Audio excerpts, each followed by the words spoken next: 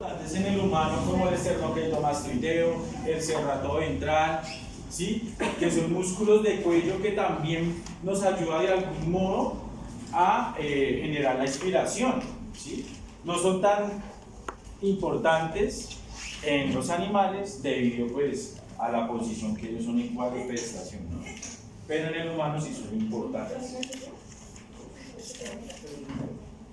Y la expiración, por el contrario, es un proceso pasivo, ¿sí? No se necesita energía, se deja llevar, ¿sí? Y para manejar todos estos conceptos y tener esto claro, también tenemos que tener los principios o la ley de Fick, que son las leyes de los gases. Esta es la parte de la biofísica que es muy importante, ¿sí? Y que tenemos que tenerla en clara cuando un paciente presenta posiblemente un edema pulmonar. ¿Por qué? Porque según Fick, hay varias teorías, hay varias leyes. Una es en que entre menos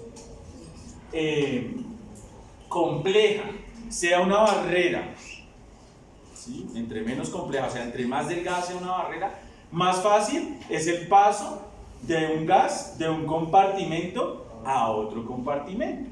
Por ejemplo, esta pared pues es muy gruesa, no permite el paso de gas, pero si fuera una cortina, pues el paso de gas de del salón a del baño acá sería más fácil, ¿no? Entonces, entre más compleja sea esa barrera, vamos a ver una barrera que es la barrera hematoalveolar, que es el paso desde el alveolo hasta el glóbulo rojo, ¿sí? Por eso cuando tenemos un edema pulmonar, que es un acúmulo de líquido, y recuerden que el espacio intersticial a nivel pulmonar hace parte también de esa barrera, ¿no? Entonces, si se aumenta el líquido, pues obviamente va a disminuir la difusión o el paso de gas de un lado a otro. Recuerden que siempre el paso de un compartimento a otro, cuando hablamos de gas, de algún momento, de alguna forma es pasivo. Va desde, acá ya no lo grabamos, ya lo llamamos gradiente de concentración. ¿Sí se acuerdan qué es un gradiente de concentración? Exactamente. Eso lo hablamos cuando hablamos de iones o de moléculas. Acá vamos a hablar de gradiente de presiones. ¿Sí? Entonces, recuerden que también Fick menciona que un gas puede pasar desde mayor gradiente de presión a un compartimento que tenga menor gradiente de presión. Y esto lo sigue en la respiración, ¿sí? En el momento en que nosotros generamos una inspiración y que entra más oxígeno, pues sencillamente por gradiente de presión, porque va a haber una mayor cantidad de oxígeno a nivel del alveolo, va a pasar entonces al glóbulo rojo, ¿sí? Y por el contrario pasa todo con el CO2. ¿Dónde va a haber mayor cantidad de CO2? Pues a nivel del capilar. Entonces, por lo tanto, el CO2 pasa. ¿Sí?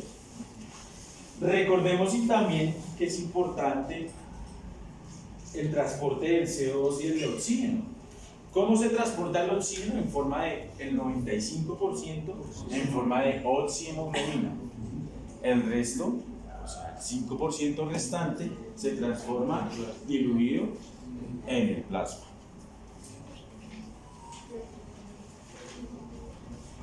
Por el contrario, el CO2 lo hace de diferentes formas. Como lo hace de diferentes formas, por eso la hemoglobina tiene mayor afinidad hacia el CO2 que hacia el oxígeno. ¿Sí ves? Y utilizo una enzima muy importante que ustedes las conocen y que la veamos en las células parietales también, que es la anhidrasa carbónica tipo 2. Siempre que veamos unas reacciones en las cuales tengamos involucrados el CO2 y el agua, vamos a ver presente la anhidrasa carbónica. O si vamos a obtener un hidrógeno, vamos a ver la anhidrasa carbónica. La hemos visto desde el primer semestre, cuando veíamos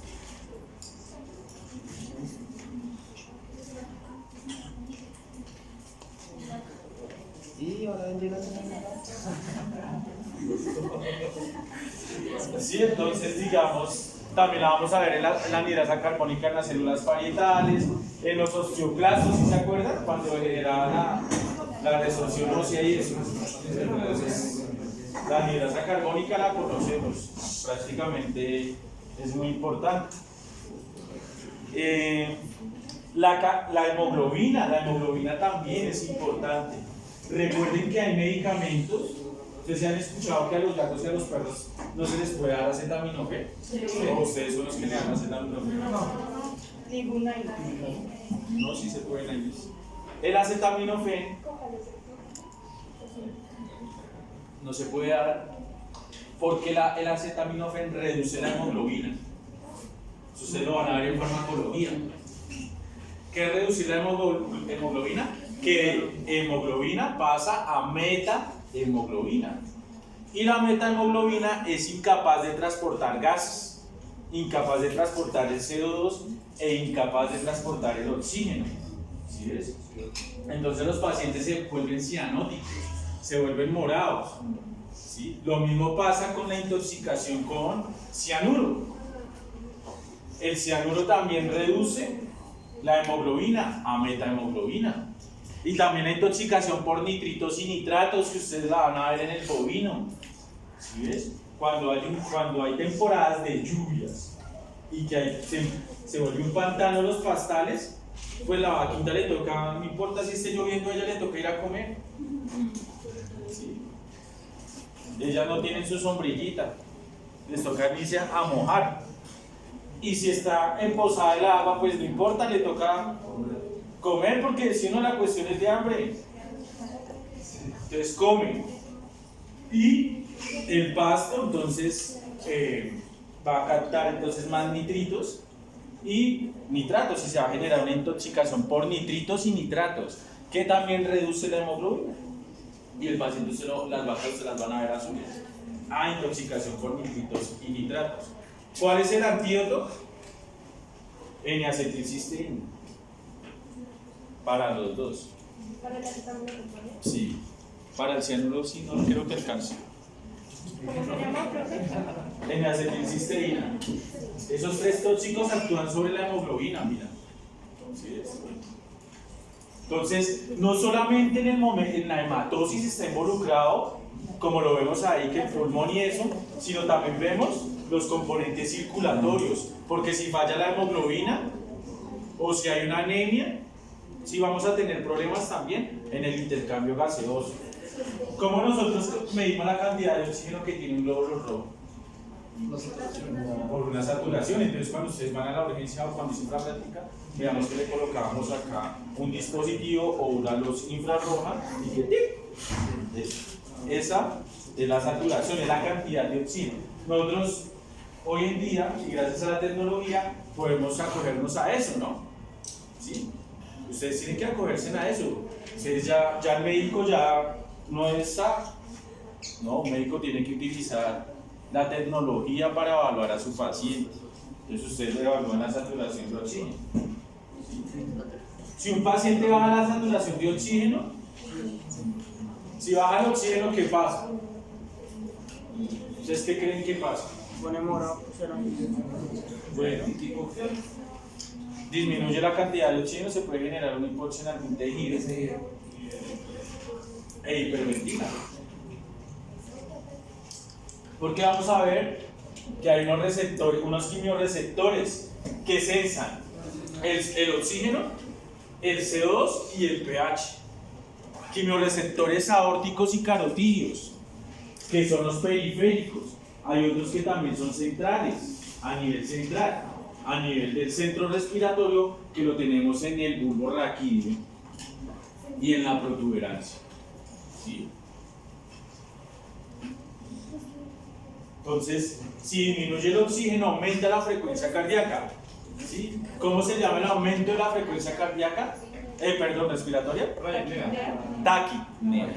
Taquipnea es aumento y la disminución es una bradipnea. Taqui, no taqui. Taqui es la compañera. Taqui, porque si uno escucha hasta los médicos humanos, no tiene taticardia. Taticardia. Y es taquicardia. La disnea que es una dificultad respiratoria. ¿Sí ves? Y la apnea, que ya dejó de respirar, una parada respiratoria. Entonces ustedes van a ver un paciente, seguramente el día estuvo caluroso, ni siquiera pudieron contarle la frecuencia cardíaca de lo alta que tiene. ¿Sí ves? Tiene un jadeo, porque recuerden que mediante el jadeo también termorregula. Entonces, ese día ustedes, el paciente llegó al parque y está haciendo tremendo calor, pues les va a llegar jadeando. ¿Sí? Pero ese jadeo puede llevar complicaciones también porque va a aumentar la ventilación. O sea, puede que un paciente que jadee es normal, pero un jadeo excesivo es anormal. Y eso solo lo sabe el veterinario. Pero hay pacientes, hay veterinarios que ven al perro jadeando y no le paran bolas. ¿Sí? Entonces el jadeo excesivo también va a generar consecuencias. El jadeo. ¿Sí? La ortopnea también, ustedes la van a ver, es una posición que adquiere el animal para respirar. ¿Sí? Ellos al ser cuadrúpedos, pues sencillamente los miembros anteriores de algún modo disminuyen el espacio pulmonar o el campo pulmonar. Entonces ustedes lo van a ver abiertos de piernitas para poder respirar. Eso se llama ortopnea. Ortopnea.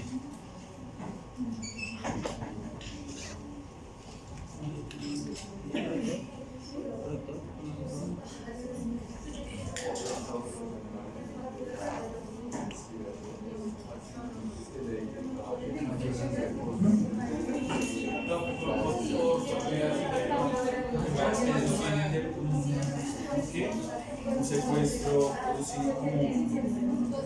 un volumen, sale y inspira, pero al final hay un volumen residual que queda como cuando y eso lo puede manejar porque los lóbulos pulmonares de los lobulares no se dividen por lóbulos. Exactamente. Entonces se llama oxígeno. ¿Por qué? Porque tiene anemia, por ejemplo, un paciente que tiene anemia, entonces el paciente tiene hemoparásitos, babesia, erliquia, anaplasma y hubo una anemia, ahí disminuye el oxígeno. ¿Sí? En una hemorragia, ¿sí? En el mal de alturas, ustedes van a ver pacientes que vienen de tierra caliente y van a tener problemas respiratorios porque el cambio atmosférico va a generar alteraciones en las diferencias de presiones y va a dificultar la respiración. Ese paciente inclusive puede generar hasta edema pulmonar. ¿Sí? En ambientes bajos de oxígeno, ¿qué tal todos estemos acá aburridos? Les conectamos acá CO2 y cerramos la puerta. ¿Sí o no? Aburridos por las notas. Bueno, y antes lo hacían así, antes era digamos, si yo necesitaba investigar en un ratón, pues lo ponían en una cámara de CO2. ¿Sí o no? Cerramos la puerta, ponemos el CO2. Entonces es un ambiente que estamos enriqueciendo el CO2. Y vemos la afinidad entonces que tiene el organismo por el CO2, que captó más CO2 que oxígeno. Y se murió. ¿Sí es? Entonces hay que tenerlo en cuenta. Antes cogían los ratones y los metían en CO2. Entonces, no necesito tomar una muestra de ese ratón, entonces lo metían en la cámara de CO2. Pero es un mayor sufrimiento, ¿no? Imagínense ustedes sintiéndose ahogados. Es un mayor sufrimiento. Entonces, obviamente, que por normas y por ética profesional, pues ya se fue cambiando y se fue utilizando el Eutanax, ¿no? El Eutanax, que es una sobredosis de anestésico, estropental y feniliantoína. Pero la intoxicación por CO2 o la muerte por CO2 es dolorosa o no? Claro, porque si usted se está ahogando, no es tanto el dolor que yo genero, pero es la angustia. Sí, yo al ver que no puedo respirar, yo me boto por el edificio.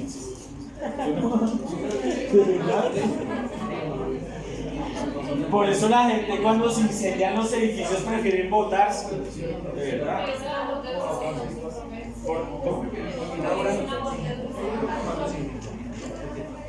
Le dicen la muerte dulce. Sí, la enfermedad no queda inconsciente. ¿Por qué? Sí, claro, pues se va a generar inconsciencia, pero al principio sí se ahoga, no queda inconsciente inmediatamente. Eso es lo que se puede respirar en los túneles. Lo que pasa es que ustedes cogen y digamos, extraen una muestra de sangre a el paciente y es una sangre que va a ser más roja. O sea, en vez del CO2 volver la sangre a morada, no creería, la vuelves brillante.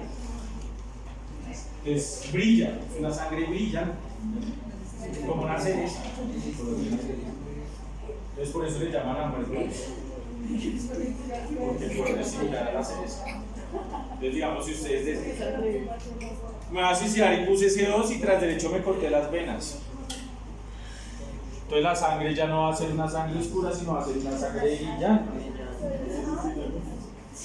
Sí, yo soy aburrido con CO2 y me corté las venas.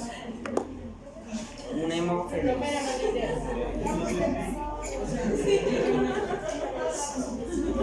Es una forma que yo lo haría.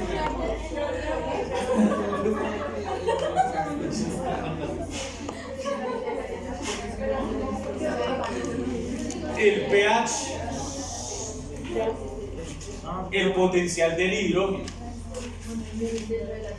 En el principio, habían unos fisiólogos que se llamaban Henderson y Hasselbalch.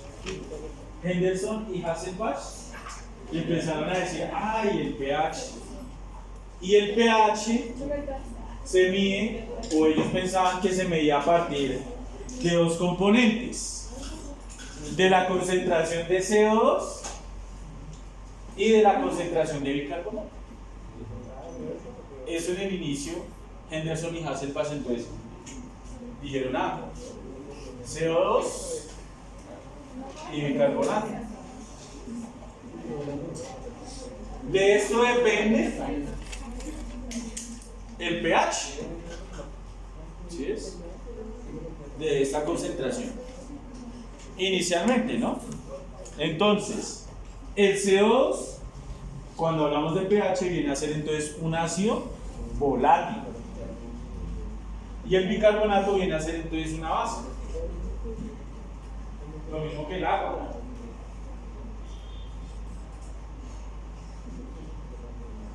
El CO2 entonces, ¿qué no va a manejar? Gómez. Las concentraciones de CO2. ¿Quién las controla?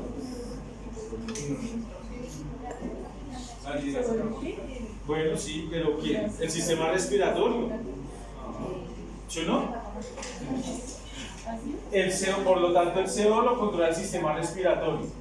Entonces, cuando hablamos de pH, hablamos de pulmón, del sistema respiratorio, Y cuando hablamos de bicarbonato, hablamos de riñón.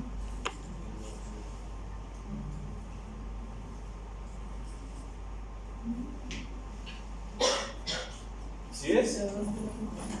Entonces, el equilibrio ácido-básico en realidad lo controlan esos dos órganos, o esos dos tejidos: los pulmones y los riñones.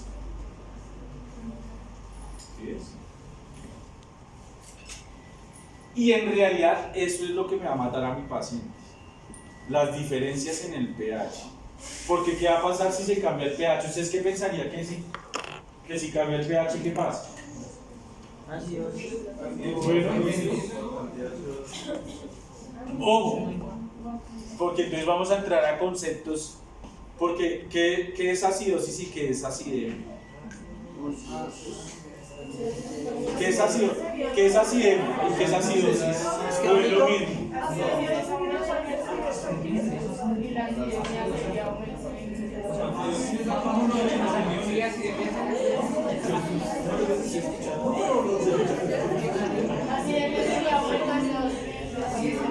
Bueno,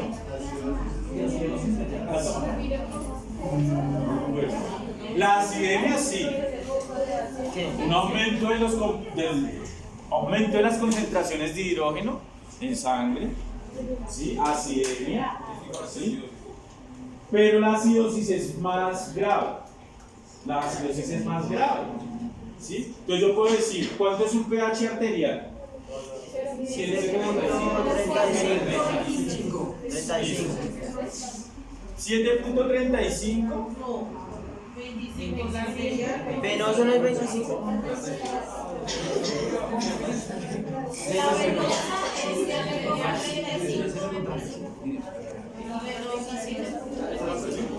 Menos 7.35 ya sería 7.42. Profe, la venosa No, 7.42. Ay, 7.42. La semana pasada. Bueno, ¿cuánto? 7.35, digamos. Porque acá para que cojan una arteria tienen que tener un Doppler arterial y eso. Pero luego la venosa. Y mandamos a Cuña que tomara la muestra, entonces se la tomó fue la vena. Es para hacerles el ejemplo, no se me pierdan. Y ahorita yo les hablo de todos los acontecimientos que pasan con el pH, pero es para que me capten la idea. Digamos que listo, el pH venoso es de 7.35. ¿Qué pasa si este se vuelve 7.25? O que se vuelva 7.45. No, digamos que estamos en la venosa. Yo tomé una muestra de sangre venosa, de la cefálica. La mandé al ROAL y me dicen, no, normalmente el pH es de 7.35, pero ahorita está en 7.25. Bueno, está en una acidemia, una acidosis, una acidemia. Pero ¿qué pasaría con el paciente? ¿Qué pasaría con un pH alterado? Entonces, todas las bombas de sodio, potasio, ATPasa se van a bloquear. Todas las bombas de sodio, potasio, ATPasa se bloquean. Todas. Y también se van a bloquear enzimas que son glucolíticas, que tienen que ver con el proceso de la glucólisis, ¿sí? Entonces se va a bloquear todas esas vías tanto metabólicas como vías en las cuales tienen que involucrarse las bombas de sodio, potasio, ATPasa. ¿Sí ves? Por eso muere el paciente. A eso es lo que me refiero, por eso se muere el paciente. Porque empieza a haber un descontrol. No empieza, el ADN empieza también a tener problemas y no se empieza a generar una transcripción adecuada. O sea, hay varios problemas. ¿Sí? Entonces imagínate no funcionara la bomba de sodio, potasio, ATPasa, ¿qué pasaría? Hay un desequilibrio porque no hay la bomba que coja y saque el sodio y introduzca el potasio para generar la membrana en reposo. ¿Sí ves? Por lo tanto es un paciente que no va a controlar una homeostasis y va a morir por eso. Además que se alteran las enzimas que tienen que ver con la glucólisis. Entonces siempre se va a ver alterado eso. Profe, pero hay menos, o sea, pasa porque hay menos oxígeno, hay menos ATP. Hay menos oxígeno y hay menos... Por eso la bomba... Exacto. No, y es por alteración en el pH, que es el medio. Ok. Es el medio. Entonces tiene que estar en un medio adecuado para trabajar adecuadamente. Pero si me cambiaron el medio, pues ya no voy a trabajar igual. 7.35 es la venosa y 7.45 es la arterial. La arterial. Recuerden que la venosa es más ácida. Entonces, la arterial. 7.42.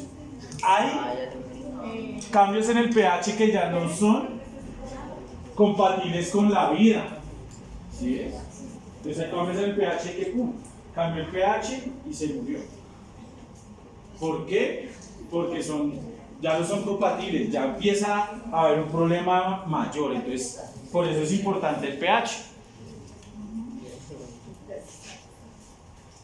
Entonces, si este pH ya es, digamos, si es venoso y ahora pasó a 7.2, pues aumenta la frecuencia respiratoria, ¿no es cierto? Si en sangre venosa era de 7.35 normal y ahora lo mido y está en 7.2, es un paciente que me aumenta la frecuencia respiratoria. Si me disminuye el pH, o sea, ya no es 7.42 sino 7.5, pues la frecuencia respiratoria se vuelve lenta. ¿Sí ves? Todo eso hay que tenerlo en cuenta.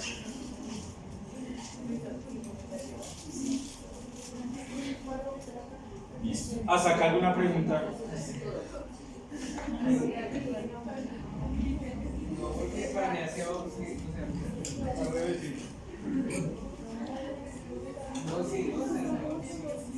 ¿Ortopnea qué es? Ortopnea es una posición que adquiere el animal para la respiración. Es una respiración dificultosa. Cuando el pH dice que, por ejemplo, la ventilación alveolar aumenta para captar más oxígeno. Cuando el pH es de 7.2 aumenta la ventilación para captar oxígeno. O sea, digámoslo como Y el patrón respiratorio. O sea, las ondas van a ser más altas. No es lo mismo una frecuencia, una respiración rápida y superficial. O una respiración rápida y profunda. ¿Sí ves? O sea, cambia el patrón respiratorio. El patrón es diferente. Exacto. ¿Cuánto es la frecuencia cardíaca de un perro? De 30 a 60. ¿Sí?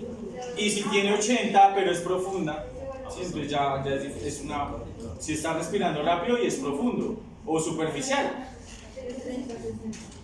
¿Sí? Ahí la ventilación no es adecuada. ¿Sí? Porque, digamos, está hiperventilando, pero la ventilación no es adecuada. ¿Sí? Frecuencia respiratoria, la cardíaca es de 60 a 120. ¿Qué más podemos hablar de esta imagen? Entonces, en esta imagen vemos los diferentes centros, los diferentes niveles de la respiración. Por un lado vamos a tener el ambiente. El ambiente también es muy importante, ¿sí? La temperatura, recuerden que el aire es importante y tiene unas características. El aire no es solamente oxígeno, e inclusive la cantidad de oxígeno es mínima. ¿Sí ves? El aire tiene unas características apropiadas, tiene temperatura, tiene humedad, ¿sí ves? Tiene cantidad de CO2, tiene nitrógeno. El nitrógeno es la mayor cantidad o el mayor componente del aire atmosférico. Entonces, si aumenta la humedad, puede tener influencia sobre la oxigenación y sobre la hematosis. ¿Sí? Por eso si nosotros vamos para una montaña, ¿sí? Tenemos problemas respiratorios porque el clima ya es más húmedo y no estamos acostumbrados, digamos, a ese tipo de clima o a ese tipo de ambiente. O si nos vamos para el Everest, ¿sí? También vamos a tener problemas respiratorios y no, tienen que bajar, porque si no se muere, o hay gente que se muere allá, ¿no? Yo voy para el Everest y allá sé que se murió, y hay varias gente que le pasa eso, no está acostumbrado, nosotros, un cambio atmosférico, la presión. Recuerden que, ¿ustedes qué creen? ¿Que la presión atmosférica es mayor en Barranquilla o en Bolivia? Mire que ahorita ya llega el partido. Todos con la ilusión. No por eso, pero digamos, si vamos a La Paz, a Bolivia, ¿qué pasaría? Perdemos. Y en Barranquilla también perdemos.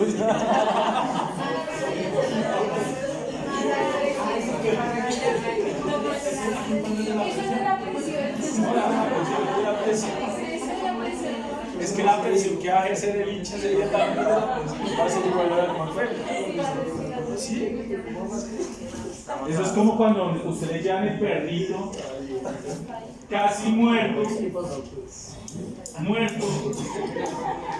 y el propietario va a vivir. Hay gente que les llega así porque no sabemos si les pasó algo al perro y ¡pum! Perdió la conciencia, pero ya lo traen grave. ¿Se va a morir o no se va a morir? Esa es la gran pregunta. Es como la de la selección. ¿Va a ganar? ¿Va a clasificar o no? ¿Quién sabe? Y piso Peckerman nos toca.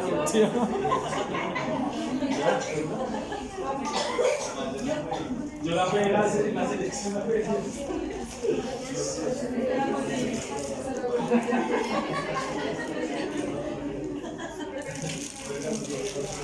Entonces, digamos, esperemos que ese día todo el sistema pulmonar de los jugadores esté bien. ¿Sí? Entonces vamos a jugar a La Paz. Ya llegó James y James ese día no hizo nada y se cansó. ¿Sí? Ya no sirve. Pero acá viene en Barranquilla y Tampoco. tampoco. Y se... Ya no tampoco hizo nada. Pero se cansó menos. ¿Sí, no? Entonces, ¿ustedes creen que la presión sobre el nivel del mar es mayor o menor? Mayor. Exactamente. Entonces, a menor altura sobre el nivel del mar, mayor la presión atmosférica. Y a mayor altura sobre el nivel del mar, menor presión atmosférica. ¿Listo? Eso es.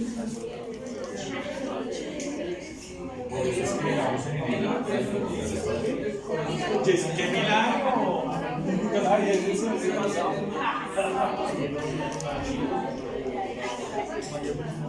3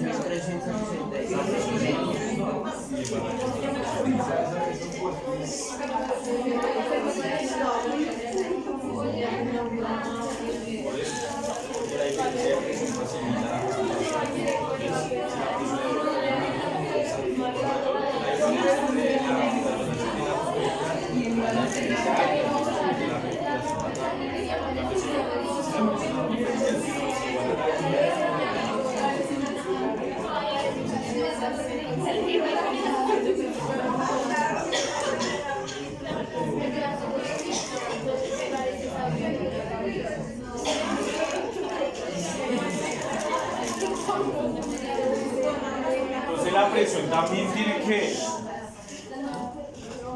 El tórax, la presión intratorácica, acá ya hablamos es de presiones.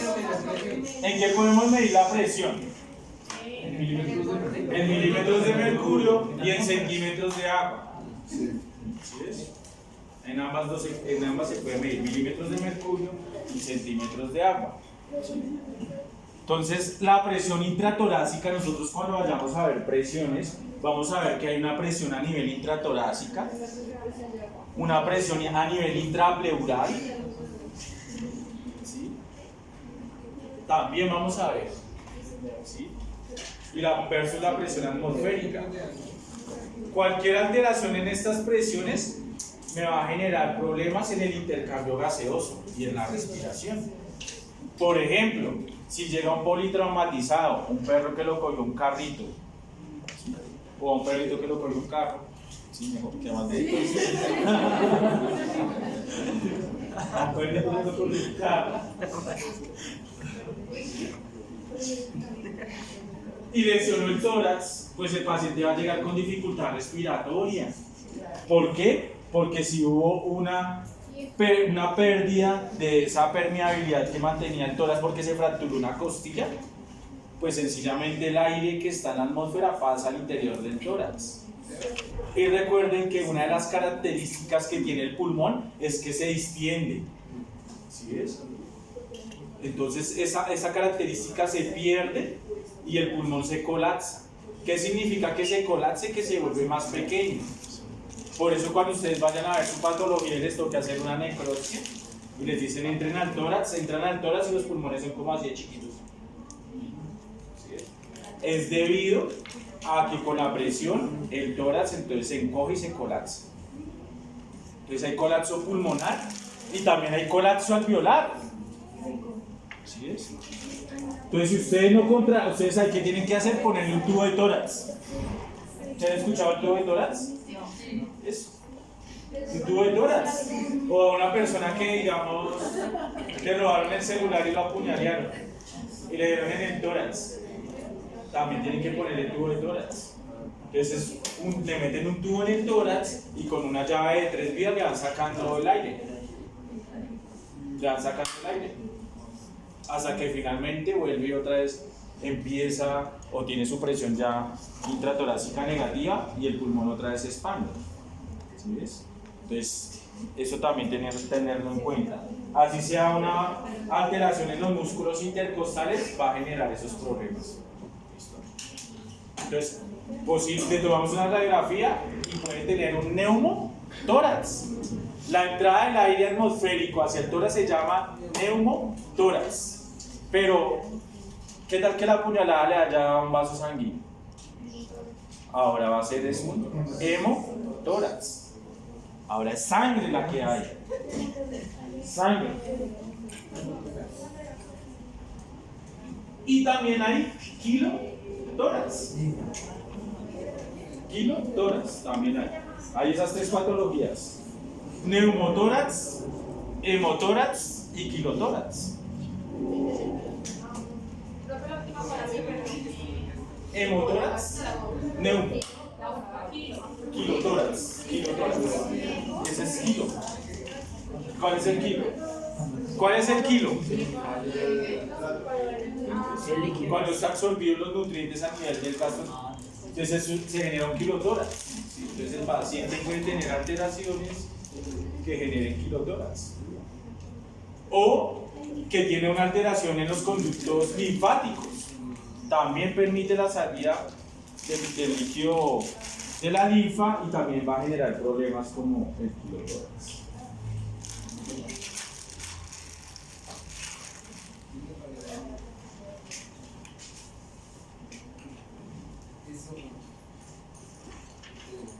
Ahora, el oxígeno entonces lo vamos a captar del ambiente. Pero ¿de dónde viene el CO2? Del intercambio de Exacto, viene desde la célula. Recuerden que todas las reacciones metabólicas que utilicen oxígeno, su desecho va a ser el CO2. Entonces va a ser un desecho metabólico. ¿Sí es?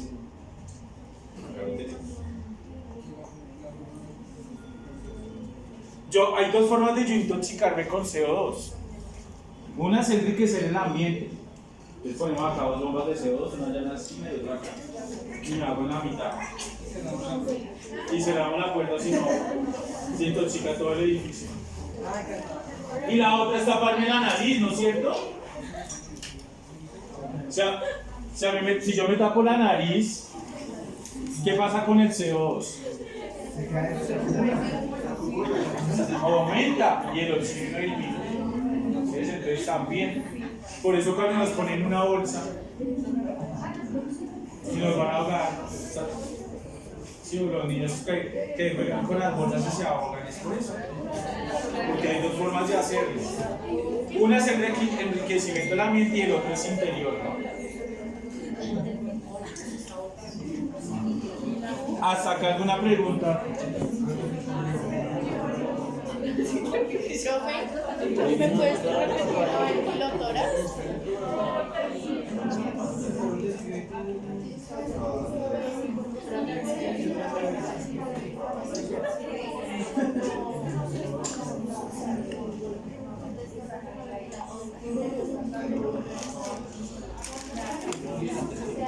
Dime. ¿Me puedes repetir lo del kilotórax? El kilotórax es el acúmulo de kilo cuando tienen problemas a nivel de los conductos linfáticos. Sale el líquido linfático y sale el kilo hacia el tórax.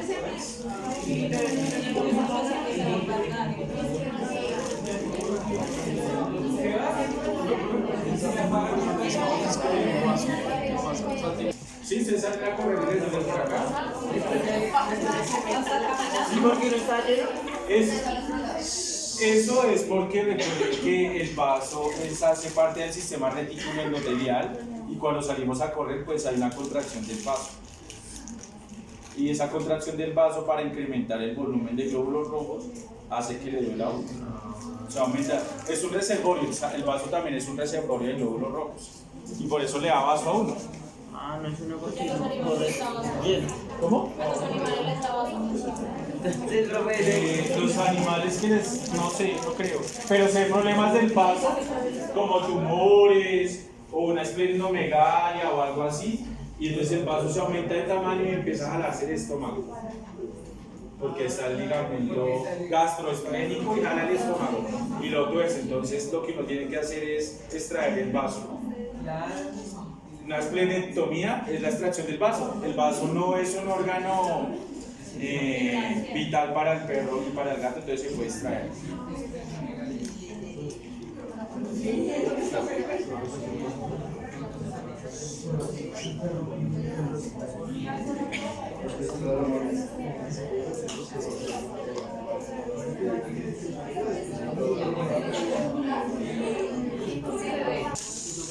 ¿Quién controla el metabolismo celular? Sí, bueno, sí, la mitocondria es el organelo encargado de generar metabolismo. Pero ¿quién controla? ¿Y quién controla el núcleo? Las hormonas tiroides. Entonces las hormonas tiroides son las encargadas de controlar el metabolismo. Entonces si tenemos un paciente con hipertiroidismo, aumenta el metabolismo. Es un paciente que va a tener aumento en la frecuencia respiratoria. Y si es un hipotiroidismo, va a ser un paciente que disminuye el metabolismo y disminuye la frecuencia respiratoria.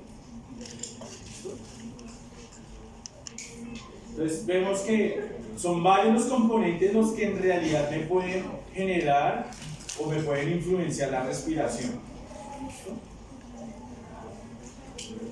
El diafragma, si hay una hernia diafragmática, se van a ver una hernia diafragmática, entonces un accidente y se hernió, y el paciente va a tener también dificultad respiratoria. También es una urgencia, hay que operar la hernia diafragmática. ¿Quién inerva el diafragma?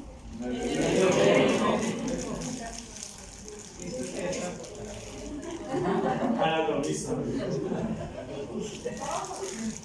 Los anatomistas. ¿Hasta hay alguna pregunta? Recuerden que el diafragma también tiene que ver con el hipo. Es una contracción continua del diafragma genera el hipo. ¿A ustedes les ha dado hipo?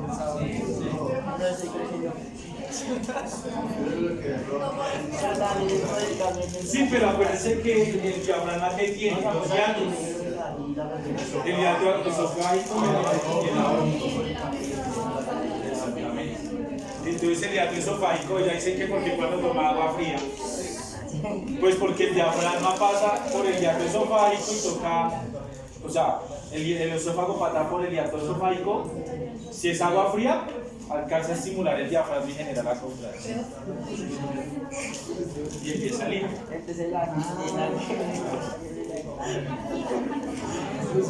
El diafragma también tiene que ver en el vómito. Entonces, hay una contracción del diafragma y hay vómito. Y también importante porque la respiración tiene unos músculos intercostales, el diafragma y también los abdominales. Los rectos abdominales también son unos músculos inspiratorios. ¿Listo? Entonces, también los músculos abdominales también son músculos respiratorios. Los rectos abdominales. ¿Cuántos músculos tiene el abdomen? Los rectos abdominales, los oblicuos abdominales y los transversos abdominales. Los rectos abdominales, ¿dónde van? Son la chocolatina. Algunos ya la tenemos derretida. ¿Sí, no? Los rectos abdominales. Los rectos, los oblicuos y los transversos abdominales. Los rectos abdominales tienen que... Por eso cuando uno está en una pelea o está jugando fútbol y le pegó y ¡plá! Y le sacó el gas y ganó. Ay, me sacó el aire. Y le duele, ¿no es cierto? O si uno está jugando fútbol y ¡pah! Su balonazo y le sacó el aire. Pero porque en la, Se desmayó. porque en la otra parte De animación cardiopulmonar. ¿Por qué? Porque el músculo abdominal también, al momento del golpe, pues va a generar la inspiración y la contracción del diafragma. Entonces tiene problemas, señor. Y cuando el golpe es más abajo, porque saca el aire también. Porque pues ya. No,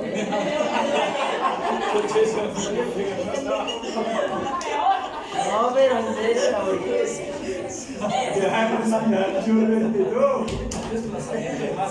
¿Por qué? Sí, digamos, si es en el abdomen va a generar problemas. Porque si le pegan en el abdomen aumenta la presión intraabdominal y empuja el diafragma. Y duele. Pero si le pegan más abajo, pues le duele más. Pero porque es lo mismo. Por lógica, le duele. A responder eso. Pero ¿por qué pasa? Listo. A sacar una pregunta. ¿Alguna otra pregunta? ¿Cómo les fue? ¿Hoy les entregan la nota? ¿Ya la subieron? Porque si tienen la ciudad.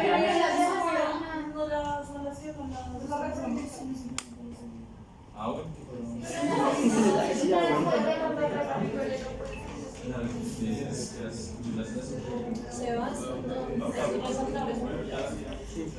Pero yo se las envío.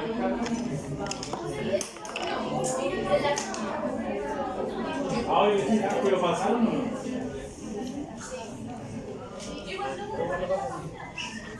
Hasta que alguna pregunta.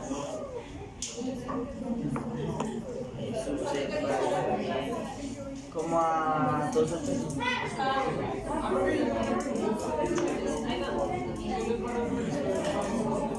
Los que miden la presión. Posiblemente la frecuencia cardíaca aumenta la frecuencia respiratoria. Y hay enfermedades que también son del corazón y alteran el pulmón, por ejemplo, un cor pulmonario. Cor pulmonario. Alteraciones cardíacas generan consecuencias a nivel pulmonar. Por ejemplo, una hipertensión pulmonar en un gato va a generar edema pulmonar. ¿Sí? Entonces, alteraciones cardíacas generan consecuencias respiratorias. Preguntas, dudas. La clasificación, dime.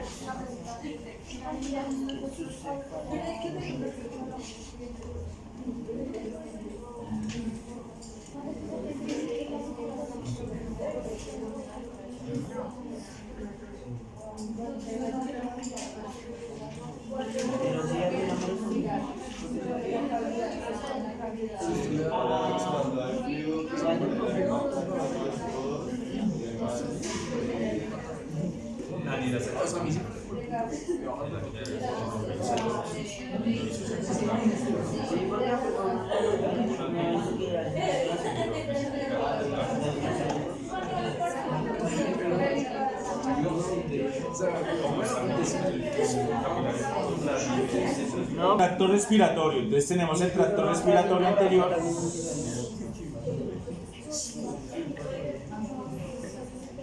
Tracto respiratorio anterior y tracto respiratorio superior. Entonces en el anterior vamos a tener entonces lo que es la nariz. La nariz importante, ¿sí? Es la entrada y la salida también del pulmón. Entonces, entrada y salida.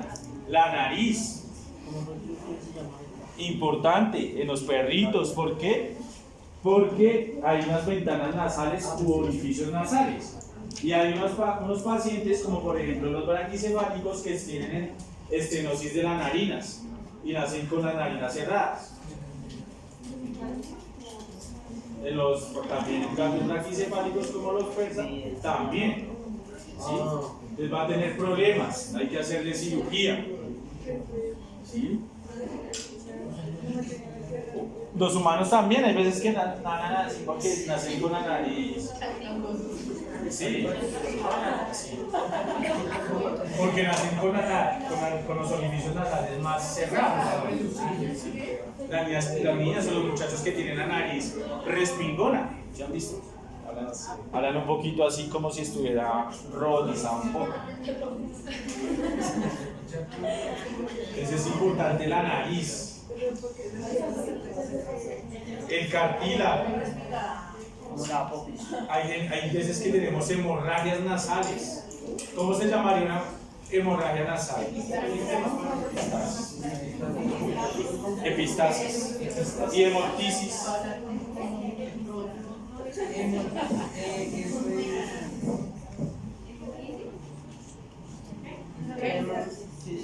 Hay epistasis y hemoptisis.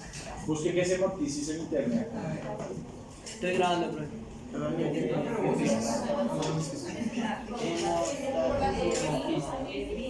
Hemoptisis.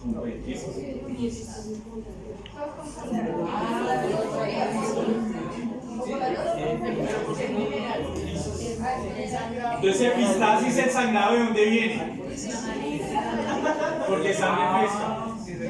Y la hemoptisis de abajo. Eso hay que diferenciarlo.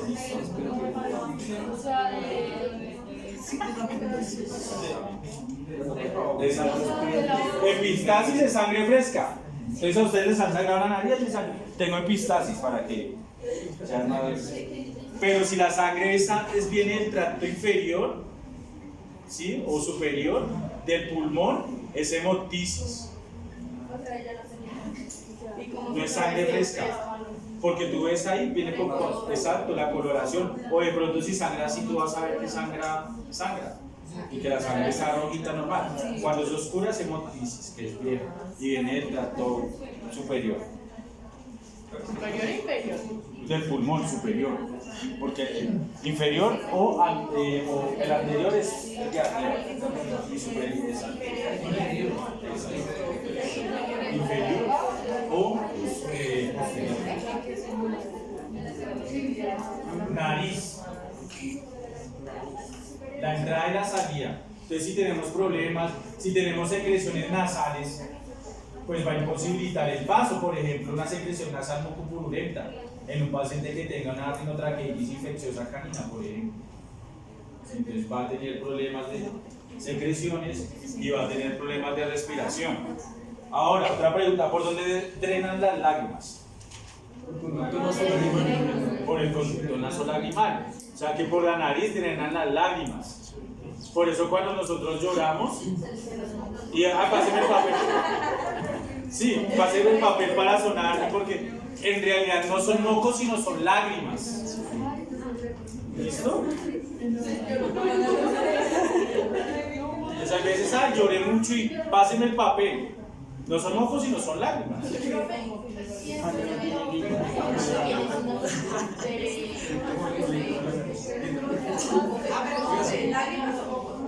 No, si el moco, porque el moco sí se produce a nivel de la cavidad nasal y el moco es importante para proteger por un lado y también porque el moco es el que me aumenta la percepción del olor, ¿no? Un moco especial, sí. Pero ya cuando tengo una patología que tengo un exceso de mocos, pues ya se tapa, ¿sí me hago entender? Pero normalmente cuando tenemos un aroma, pues ahí digamos el moco aumenta, así como la saliva aumenta el olor y el sabor de los diferentes compuestos. No, el conducto nasolagrimal se puede obstruir. En los niños se obstruye cuando nacen o en los braquicéfalos. Por eso cuando vemos los braquicefálicos tienen acá mojado. ¿Se han visto? O los perritos que tienen acá mojado. Eso puede ser una obstrucción del conducto nasolagrimal. Y eso se llama epífora. No, pero se puede obtener obstruido el conducto nasolagrimal. Eso se llama epífora. Entonces ustedes ven los perritos acá manchaditos, epífora. Puede ser por un aumento en la producción de lágrimas o por la obstrucción del conducto nasolagrimal. El ojo de cereza es un prolapso de la glándula del tercer párpado, glándula nitritante.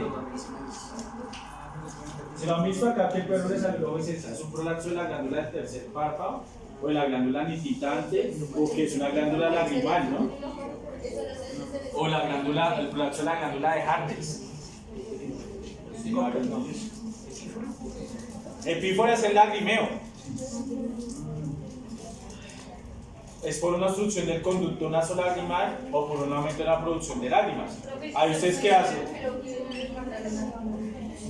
Sí, pero entonces ustedes cogen una tinción que se llama fluoroceína. Y la fluoroceína es para determinar si hay úlcera corneal. Pero también ese líquido o esa fluoroceína tiene que drenarse por la nariz. Entonces ustedes evalúan dos. El test de fluoroceína, que es para mirar la úlcera corneal, y el test de Jones, que es para el conducto nasolacrimal. A los cabos. Exacto. Se le pone acá en el conducto y se desostruye.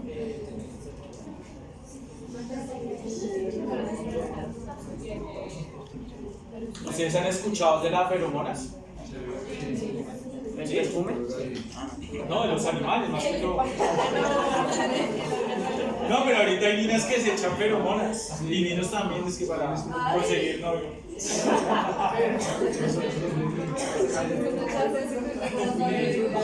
¿Se han escuchado las feromonas? ¿Sí? Las feromonas. Hay algo que se llama el aparato vomeronasal. Y ese aparato vomeronasal detecta las feromonas. Entonces hay veces que vemos, y que me preguntaba una chica, no sé si era ese curso, que era el fleme. Entonces, esa empiezan a hacer así. ¿Dónde está la hembra en celo? Entonces, ¿cómo detecta una hembra en celo? Ah, ¿tú has visto? ¿Tú también en el campo, no? Eso. Los bovinos, los equinos detectan y hacen el fleme. Entonces uno ya, el animal, puede estar en celo y empieza a hacer como ¿cómo se llamaría eso? Como, bueno, los labios, no sé como a estirar los labios o algo así. Y el labio superior se empieza como a doblarlo, lo estira y lo dobla. Y ese se llama fleme. Es un signo de los machos cuando la hembra está en celo. ¿Listo? Entonces ustedes saben que el animal no tiene fleme. El caballo también, la mayoría de animales. No tanto los perros ni los carnívoros no lo demuestran, ¿no? El fleme. Porque los labios no son tan bonitos. Sí, pues. En la nariz. Recuerden también que tenemos la cavidad nasal. Y en la cavidad nasal están los cornetes. Ustedes los van a ver. Los cornetes varían dependiendo de la especie. ¿Sí es? Esa cavidad nasal de algún modo tiene funciones como de calentar, humidificar, retener partículas más gruesas para que no pasen hacia el tracto respiratorio superior. Puede funcionar como un filtro. Por eso cuando nosotros hay polvo y nos dan ganas de estornudar, ¿verdad? Es porque quedan ahí atrapados en esos cornetes. Esa cavidad nasal es muy importante porque está prácticamente vecina a la bóveda craneana. La lámina cribosa es un hueso poroso, un hueso trabecular que divide la cavidad nasal de la bóveda craneana. Pero como es un hueso trabecular, las trabéculas son como unos espacios que permiten posiblemente que un agente pueda pasar desde la cavidad nasal hacia el cerebro, hacia el sistema nervioso. Por ejemplo, el criptococos. ¿Qué? Criptococosis. Entonces, el criptococos es transmitido por el popó de la paloma. Entonces, los perros o de la gallina. Entonces, los perros, y hay perros predisponentes como los chau chaus que viven en la terraza y se le inflamó la cavidad nasal. Y el hueso supranasal se lesionó, se destruye el hueso supranasal y empiezan a desfigurarse la cara. Eso es una criptococosis que es debido pues a un hongo que afecta el tracto respiratorio en la cavidad nasal. Si usted tiene un mes para tratar el paciente, si usted no lo trata, al mes se le muere. Porque pasó hacia la bóveda craneana y generó una encefalitis. Primero hay que hacerle unos exámenes y antimicóticos por ahí por unos 15 días o un mes.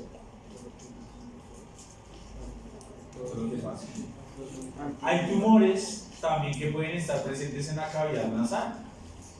Y uno que es muy importante a nivel reproductivo, que es el TBT o tumor de Sticker. ¿No lo han escuchado? Que es el tumor venérea transmisible. Ah, sí. TBT. DBT. TBT, tumor venérea. Es que los veterinarios tenemos un lenguaje ¿Tiene TBT? Sí, tiene TBT. TBT, tumor venérea transmisible o tumor de Sticker.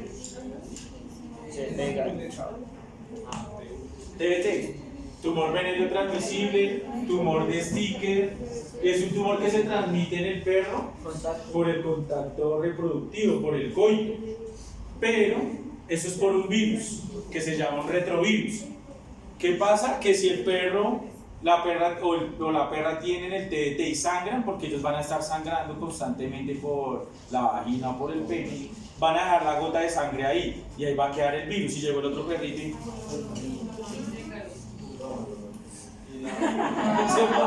ellos son así. El perro llega con TBT y llega el otro perro que es todo un sapo.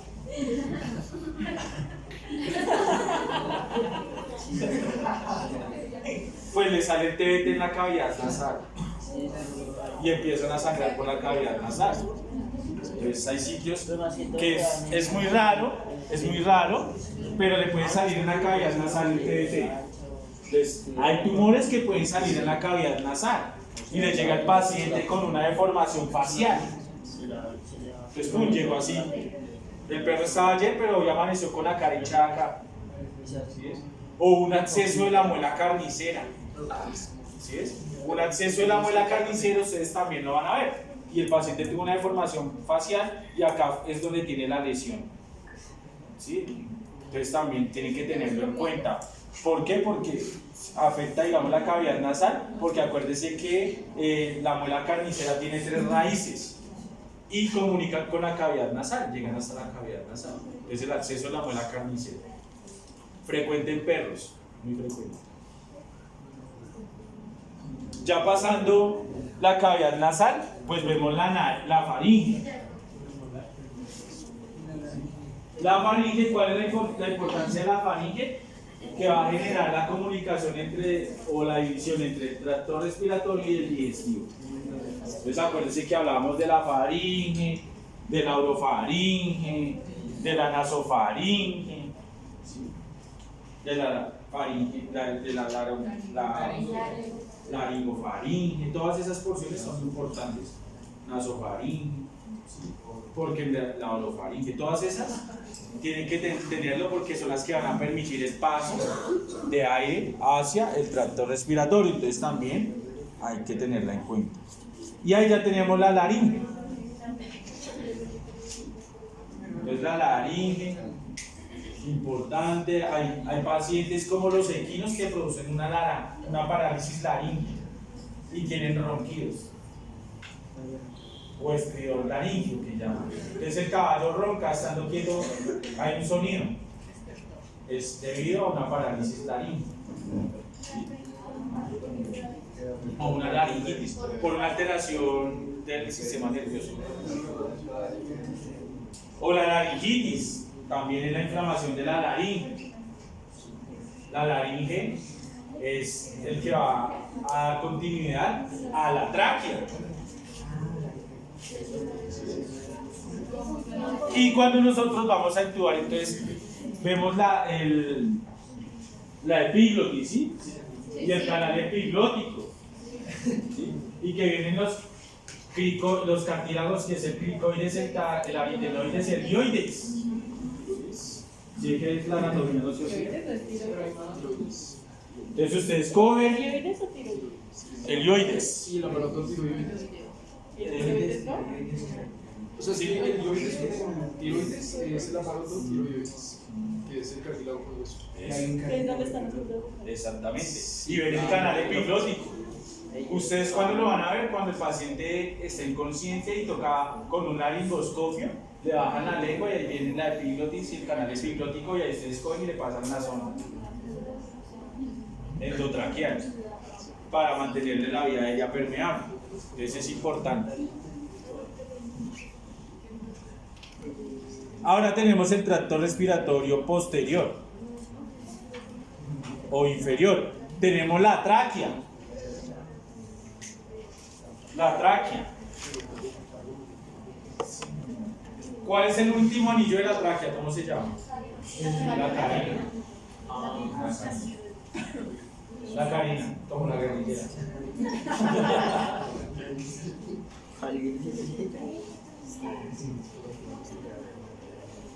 Entonces el último anillo de la tráquea es la carina, lo podemos visualizar también en una radiografía. Entonces ahí vemos la carina. ¿De qué cartílago está hecho la tráquea? Entonces vemos, si nosotros hacemos una necropsia, vemos el cartílago grande. Una de las particularidades del árbol traqueobronquial es que a medida que se vaya profundizando hacia los alvéolos se va perdiendo el cartílago y se va aumentando el músculo liso. Entonces, esa es una de las características. Por eso cuando nosotros tenemos un paciente con asma, ¿sí ves? El asma es una broncoconstricción, pero la broncoconstricción se va a dar en los bronquios respiratorios y en los bronquiolos terminales. Entonces, no va a poder respirar porque ahí es donde se genera el estrechamiento. Una broncoconstricción.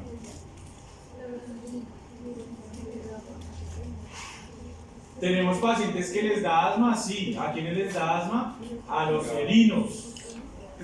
¿Listo? Entonces vamos a ver los felinos con asma. Y el asma es una urgencia porque si usted no puede respirar, pues le da angustia, le da de todo. ¿Sí? Entonces lo mismo le pasa al gatico. El gatico hasta inclusive dejan de comer porque ellos prefieren mantener la vía respiratoria. Hay veces que si ustedes ven afectada la vía respiratoria, el animal no come. Prefiere respirar que comer. Entonces eso hay que tenerlo en cuenta. ¿Listo? La tráquea. Recuerden que hay un reflejo que es el reflejo tusígeno, ¿no? Que lo hago sobre la tráquea. Y el paciente, si tose varias veces, es positivo o aumentado y puede ser debido a la inflamación de la tráquea. Recuerden que ustedes, como son histólogos, ¿no? Sí. El epitelio, ¿cuál es el epitelio de la tráquea? Cilíndrico ciliado, o sea que tiene unos cilios. Los cilios son un mecanismo de defensa, ¿sí?, a partículas o agentes. Entonces normalmente los cilios se están moviendo. Cuando un paciente tiene frío o cuando un paciente tiene frío, se genera un broncoespasmo y una ciliostasis. La ciliostasis es la parálisis de los cilios de la tráquea. Entonces los cilios se quedan quietos. Y eso permite la proliferación de bacterias normales de la tráquea y genera la laringotraqueitis infecciosa canina, que tiene varios orígenes. Uno puede ser el frío, un factor predisponente, y le da tos. La otra es un agente infeccioso porque el perro también tiene el virus de la parainfluenza. ¿Sí ves? O hay bacterias que también se le pueden transmitir. ¿Sí? Entonces, nosotros cuando colocamos la pentavalente o las vacunas, por lo general va con el virus de la parainfluenza. Y hay otro virus que se llama, otra vacuna que se llama la de la tos de las perreras, que tiene agentes como bordetela bronchiséptica que genera también alteraciones del tracto respiratorio. ¿Sí? Entonces, hay varios orígenes de eso. Esto tenerlo en cuenta. El frío genera ciliostasis, la parálisis de los cilios de la tráquea, que es importante y que es un mecanismo de respuesta, de protección. ¿Hacer alguna pregunta?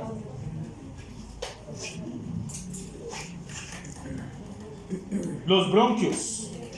Recuerden que hay unos bronquios principales o primitivos. Y cada uno se va a dirigir dependiendo si se va a ir para el hemitórax derecho o para el hemitórax izquierdo.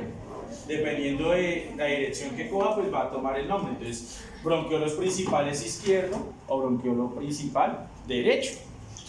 Recuerden que una de las características del árbol, y como lo dices, árbol traqueobronquial, es que va a haber una ramificación. ¿Sí es? Para finalmente al final quedar el alveolo.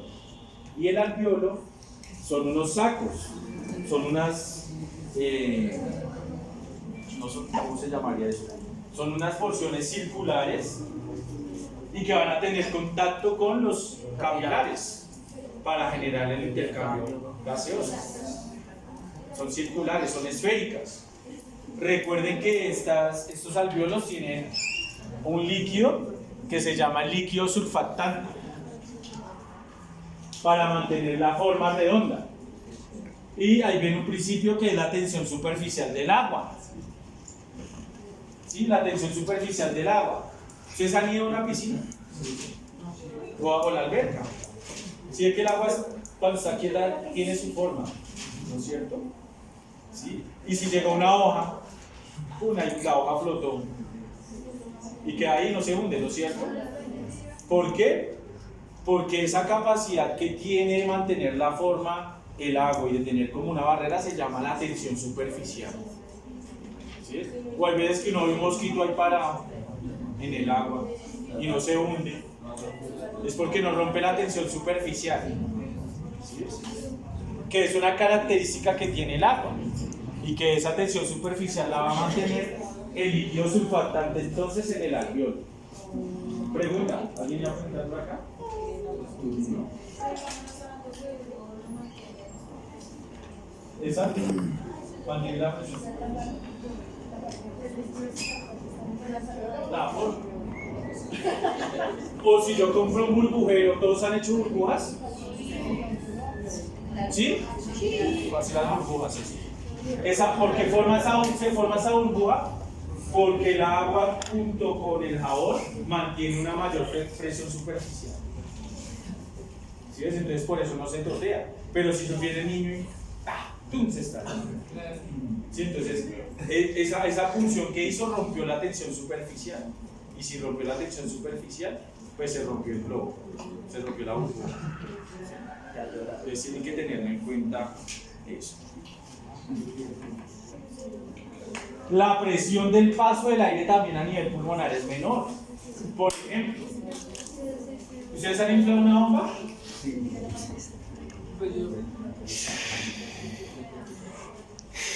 ¿No es cierto? Tengo que respirar, tengo que coger aire varias veces. Es porque tiene mayor presión inflar una bomba que la del paso del aire a través del tracto respiratorio. Tiene una presión menor, por eso es más fácil insuflar o inflar un pulmón que posiblemente la bomba. Cuando yo tengo un AMBU, que es un reanimador para mantener la frecuencia respiratoria, páseme el AMBU, es poquito, ¿sí? Porque baja la presión para el paso de aire. En cambio con una bomba yo no la puedo inflar con un AMBU, o sea, entonces eso tiene que tener en cuenta.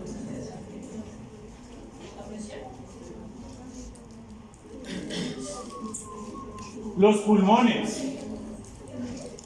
¿Cuáles son los pulmones? ¿Cuáles son las células del pulmón?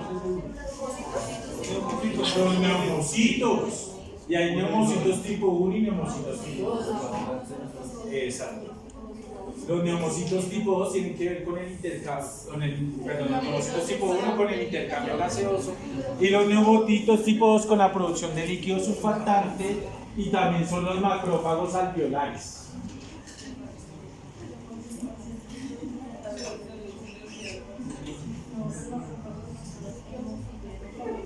Los pulmones, pues dependiendo del emitórax hay el pulmón derecho y el pulmón izquierdo y van a tener lóbulos pulmonares. ¿Cuántos lóbulos pulmonares por lo general? 6 por lóbulos pulmonares. Depende de la especie, pero por lo general 6.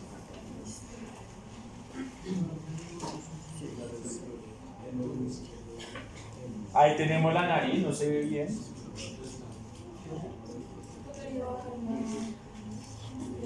Creo que serán los neumocitos tipo 2 hay que se tiroides. Pero luego el grupo cortical no ayuda en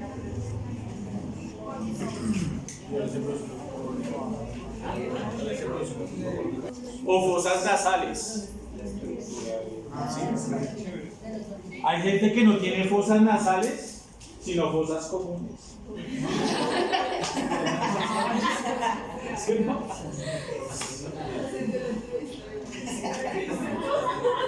No son fosas nasales, sino fosas comunes.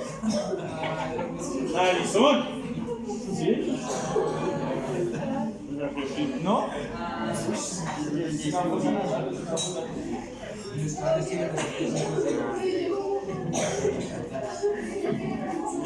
y también el perro salvaje, por ejemplo, un pug, no lo podemos comparar con un bull terrier o con un pastor collie. ¿Sí ves?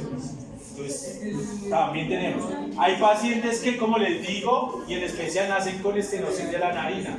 Entonces esto nació así. Y va a tener. Eso hace parte del síndrome del braquicefálico. Listo, hay que operar. Lo que consiste en la cirugía es cortar acá y después unir. Y ahí ya se amplía el espacio de las fosas nasales o de los orificios nasales. El surco nasal es este que viene acá. ¿Sí han visto el perrito? Ese es el surco nasal. Tenemos el labio superior, obviamente, y en algunos tenemos unos pelos táctiles o las vibrisas, como por ejemplo en el equino. Entonces en el equino usted antes de llegar les toca las vibrisas y le pasa la parte dorsal de la mano para que lo reconozca, porque las vibrisas son unas prolongaciones del sistema nervioso central. Hacen parte de unos receptores sensoriales, ¿no? Entonces, importante. En los felinos también. En los ratones. Ustedes saben que los ratones no ven. No. Las ratas no. Las ratas no ven. Solo las ratas de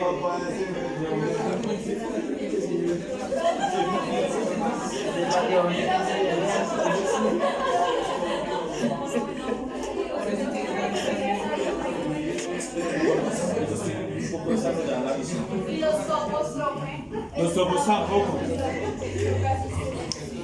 Ciegos. Y ellos como no ven, y de pronto lo hacen en grado por el olfato y lo otro por las vibrisas. Por eso los ratones por donde andan. Por las paredes. Por eso cuando colocan cuando ustedes ven las trampas las ponen pegadas a la pared. Porque el ratón no ve, o sea, si allá no ve, él se guía por sus vibrisas y por eso se pega a las paredes.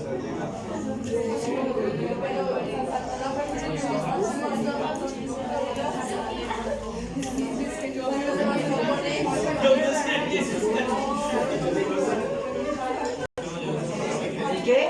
El sonido. Ella me decía, yo un día estaba en la casa y vi un ratón que se asomaba y me miraba. Y me saludaba. Y apenas yo me di la vuelta y sí, es que ellos sienten el sonido. No es que la estuviera mirando. Las vibraciones, ellos sienten los sonidos. Por eso hay trampas que son de ultrasonido. Hay trampas que nosotros no les escuchamos, pero sí hay un sonido ultrabiónico que está afectando a los ratones y los espanta. ¿Sí ves? Ese es otro tipo de trampa para ratones. Son más pacíficos.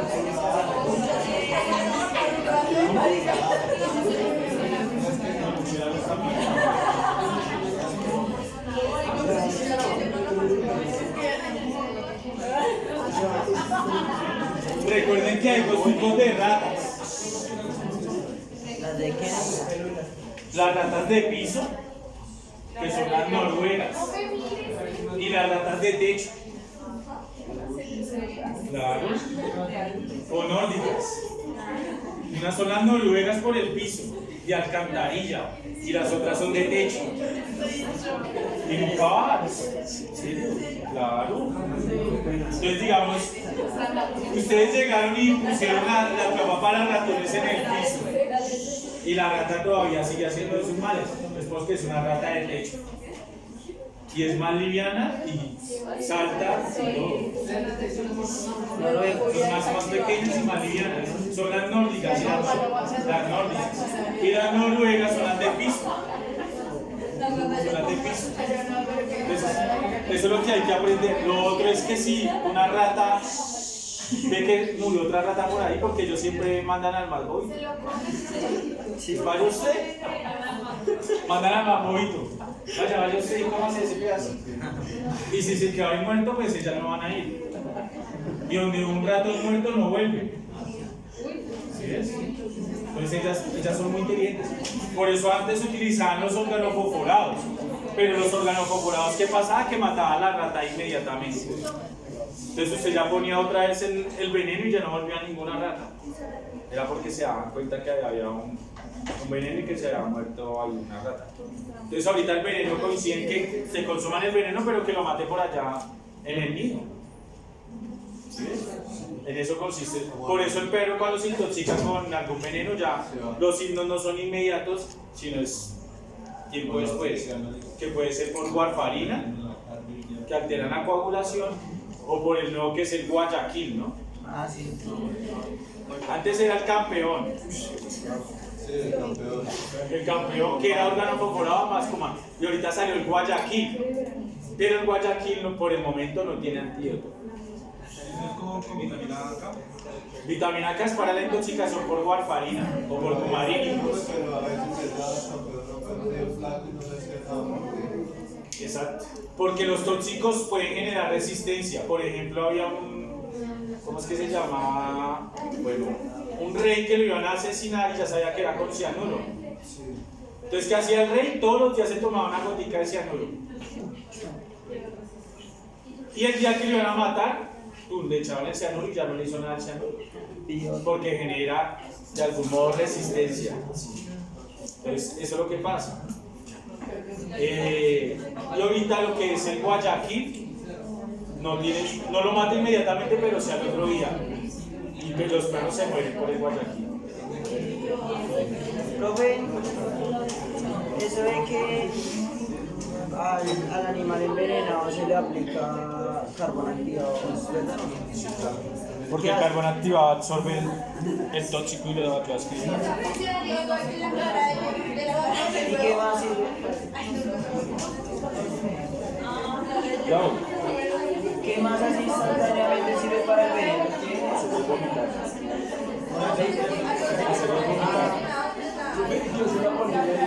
Eso la misma panela raya, la clara de huevo, y que es que no lo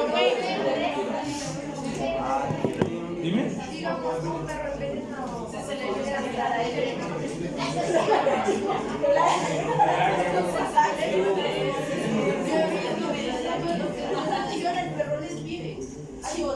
No, pero chicos, es hacerlo vomitar.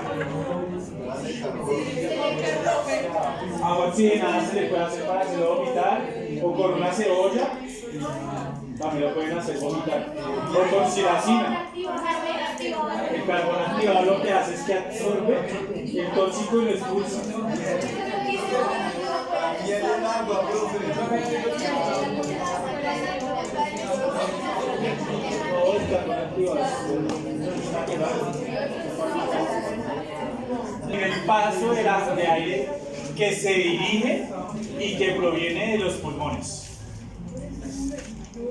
Hay pacientes que definitivamente hubo una obstrucción a nivel de la cavidad nasal y de la nariz y toca hacerle traqueostomía.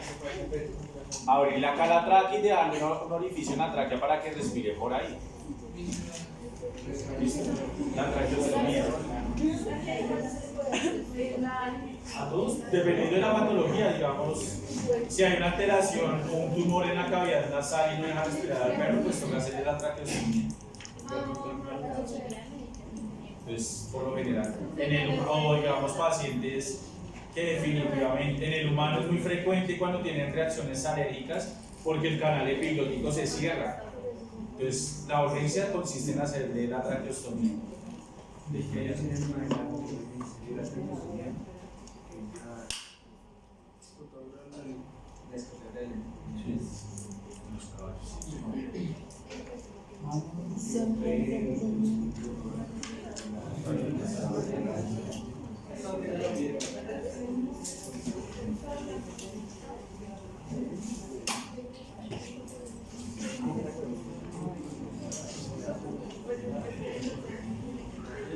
Filtrar impurezas. Una de las funciones también va a ser entonces la filtración. Humidificar el aire. ¿Sí? Hay que humidificarlo. Por eso cuando nos van a colocar oxígeno hay una bomba que tiene agüita y que está burbujeando. Ahí está humidificando el aire. Si colocan ustedes el oxígeno directamente, queman todo el epitelio respiratorio. Por eso ustedes no le pueden poner oxígeno directo a un paciente, sino que hay que humidificarlo. Sí, ponerlo antes en una bomba para que empiece con el contacto con el agua a humidificar. No directamente. Se reseca.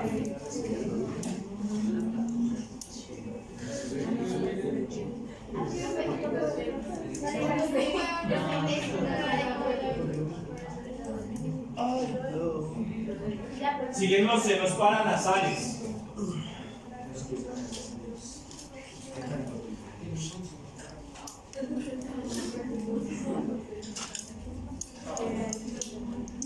Estos senos son espacios que contienen aire y están cubiertos por epitelio respiratorio también. Y estos están en unos huesos especiales y van a tomar el nombre de los huesos. Por ejemplo, los huesos nasales frontales están en el hueso frontal.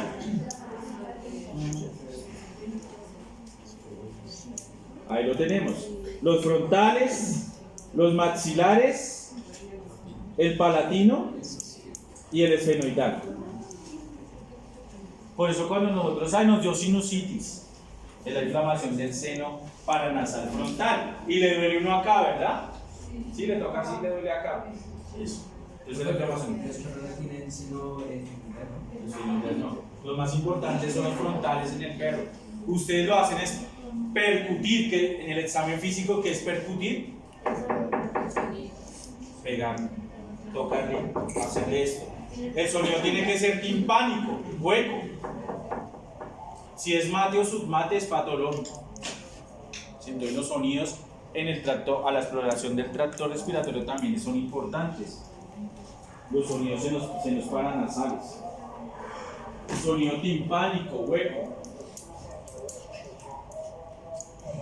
O cuando nosotros auscultamos el pulmón, ¿qué sonido auscultamos? Broncovesicular. Es el paso del aire a través del pulmón, normal. Ya patológicos tendríamos unos estertores, sibilancias, estridores, que son o silbidos o ronquidos.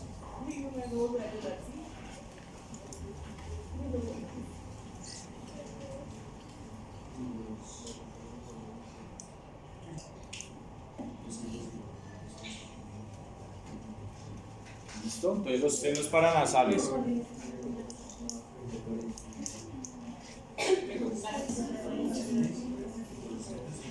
Digamos cuando es bebé, cuando es pequeñito o cuando es adulto. Entonces cuando es bebé lo que hace es que se quema. Se quema eso, se le hace un topizado y se quema para que no le salga cuando sean adultos. Y ya cuando son adultos toca cortarlo. Y esa cirugía es larga, imagínense usted quitarle un cacho.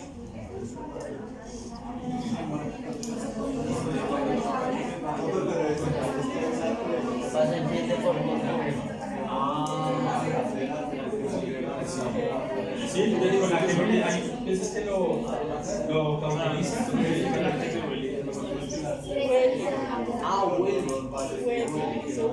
Está quemando una cosa.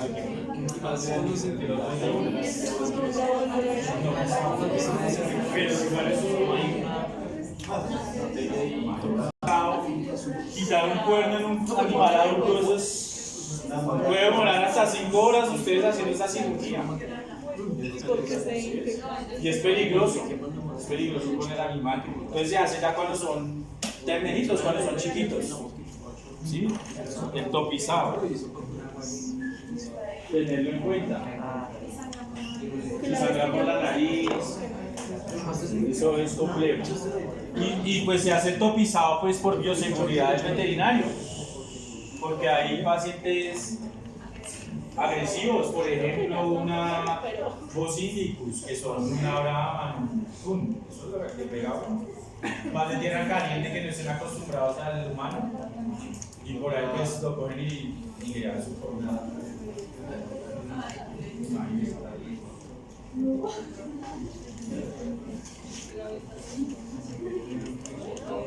Ahí tenemos una radiografía. ¿Sí? Vemos los cornetes, mira los cornetes, cómo se ven en una radiografía. El seno frontal. ¿Sí ves? Recuerden que en la radiografía, todo lo que no. Recuerden que son unos rayos y lo que es el aire va a permitir el paso del aire. Va a permitir el paso del rayo, perdón. Entonces va a marcar negro. En cambio, un obstáculo como el hueso marca blanco. ¿Listo? Entonces ahí vienen los contrastes de la radiografía, que es radio lúcido y radio opaco. ¿Y hay otro que también? Radio lúcido es el negro y radio opaco es lo blanco. Que es cuando es súper blanco. Vemos cómo los caninos en este gatico llegan hasta la cavidad nasal. Los problemas en la cavidad nasal me pueden generar problemas en la cavidad oral me generan problemas en la cavidad nasal. ¿Sí ves? Entonces la radiografía es muy importante también. La rinoscopía también es importante. ¿Sí? Mira, acá viene, este es el hueso, la lámina cribosa, mira. ¿Sí ves? Entonces si tiene una enfermedad acá, pues sencillamente puede avanzar hasta el sistema nervioso y puede generar la muerte del animal, porque ya genera una encefalitis. Entonces es muy importante. Mira los anillos de la epiglotis, los cartílagos, también se pueden ver en la radiografía. ¿Sí? Es muy importante tenerlo en cuenta. Hay pacientes que pueden, digamos, el gato tiene el síndrome del gato volador. Y el síndrome del gato volador es que el gato, con su comportamiento obsesivo, compulsivo, está esperando que el propietario le abra la ventana para tirarse. Y el propietario abre la ventana y ¡pum! Se botó el gato. El gato volador. El síndrome del gato volador. Puede ser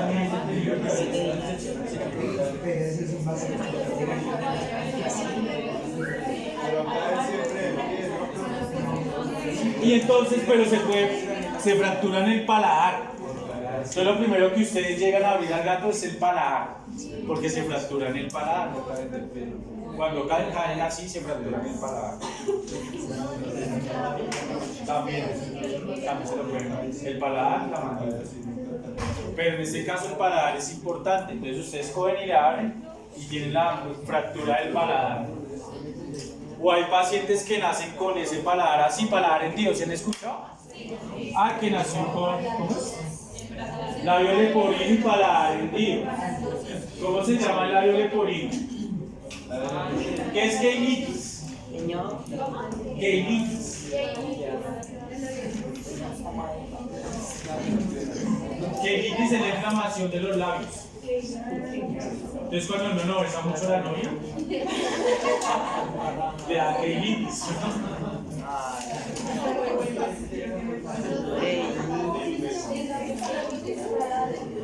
Keilosquisis.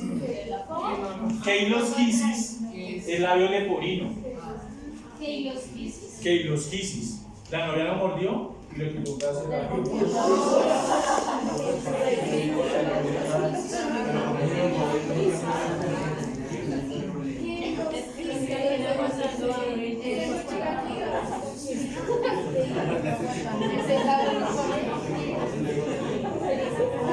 Es que son sin hacer así.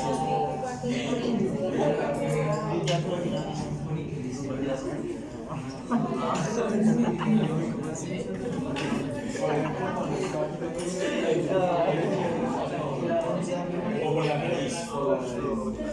Tenemos paladar. O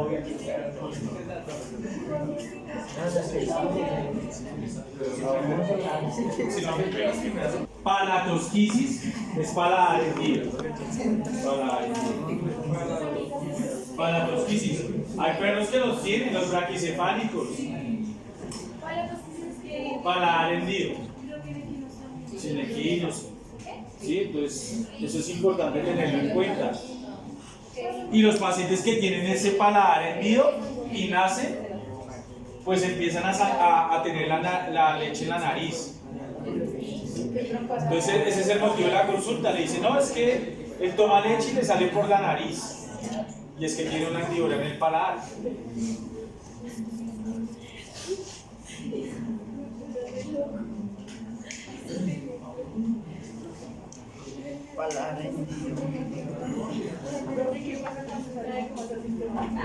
Broncoaspira. Y si llegan los pulmones ahí, ¿cómo hace para eliminar? No, ya se puede morir. Recuerden que si un paciente broncoaspira genera una neumonía gangrenosa. Entonces es complicado. Pueden morir. Entonces no se les olviden los huesos, los senos paranasales. Tenemos acá el frontal, el esfenoidal, ¿sí? Los cornetes, ¿sí? La lámina cribosa importante, ¿sí? Creo que hay en esa radiografía donde se ve el seno maxilar y el... Ahí no se ve el esfenoidal, que lo vemos acá, y el frontal. ¿Listo?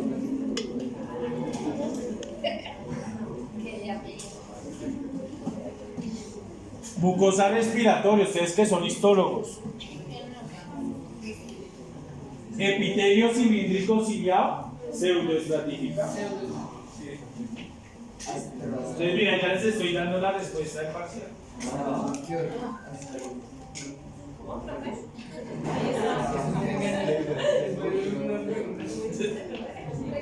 Pero es que eso es histología la pregunta.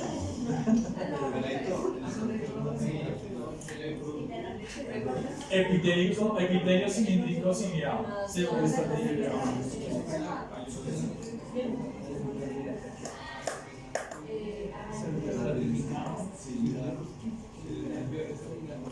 Rico en células caliciformes. ¿Qué hacen las células caliciformes? Proteínas. Bien. Producen moco. Recuerden que en el perro, cuando genera la ricotraqueitis infecciosa canina, también genera moco. ¿Sí? Pero ellos no lo escupen. Si nosotros producimos moco, pues y lo botan, ¿no es cierto? O en el baño, donde sea. Pero el perro no lo hace. Entonces el perro se lo traga. ¿Y cómo se lo traga? Y tiene moco. ¿Cuál es la proteína del moco? Amucina. Estimula las células parietales a la liberación de ácido clorhídrico y genera una gastritis, y el perro vomita. Y es una baba blanca con bilis también. Por eso hay que diferenciar entre el vómito de origen respiratorio y digestivo. Es un motivo de consulta frecuentemente. No fue que el perro se comió un hueso y está tosiendo y está vomitando. Y es que tiene una tos de las perreras.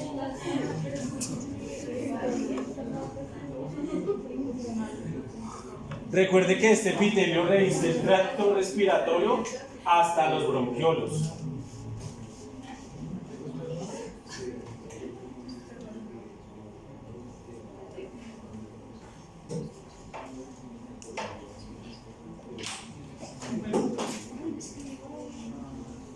¿Cuándo les toca presentar el ABP? En un mes. En un mes. Apenas. La faringe divide entonces el tracto respiratorio en digestivo. Ya lo veíamos en la fase de la deglución. Y la laringe es un vestíbulo. Un vestíbulo que se abre hacia la tráquea y que viene desde la faringe. y tiene varias funciones. Una, regula la entrada y la salida de aire. Entonces regula la entrada. Por eso cuando hay una estenosis laringea, pues la entrada de aire se dificulta. Por eso el humano se muere cuando le da una reacción anafiláctica, porque se inflama la laringe y cierra el canal epiglótico y se muere ahogado.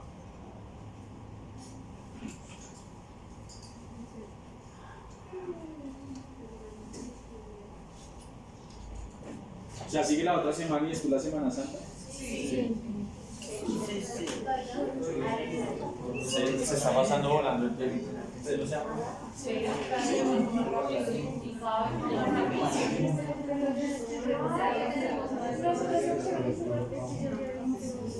No tiene cuerpos extraños. Que entre cuerpos extraños es otra barrera. Otra barrera.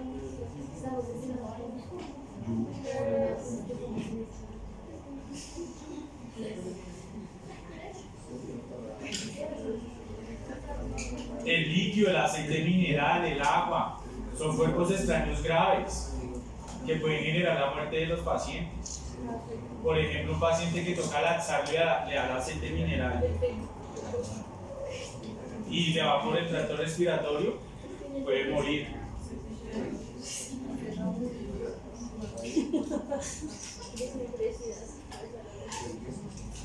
Se produce la voz. Ahí están las cuerdas vocales. Y hay unas que son falsas.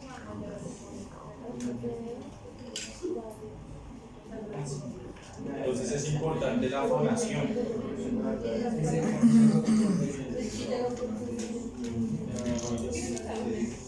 Es muy importante tenerlos en cuenta, todos los cartílagos, la anatomía, que van en anatomía. ¿Ya acabaron? ¿Ya? ¿Es rápido anatomía?